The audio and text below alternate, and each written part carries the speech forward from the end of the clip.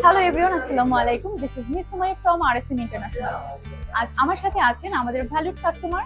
চলুন তার সাথে পরিচিত হয়ে নেই। আসসালামু আলাইকুম স্যার। ওয়ালাইকুম সালাম। স্যার, আপনার নামটা যদি একটু বলেন। আমি দীপক। আমি আসছি গাজীপুর থেকে। কেমন আছেন স্যার? আলহামদুলিল্লাহ ভালো। স্যার, আমি প্রথমেই জানতে চাচ্ছি আপনি গাজীপুর থেকে এসেছেন Jamuna Future Park RSM International থেকে ফোন পারচেজ করতে। তো স্যার দুটো ফোন পারচেজ করেছে, মোটরোলা A70 ফিউশন এবং মোটরোলা আরেকটি মডেল হচ্ছে মোটো G96।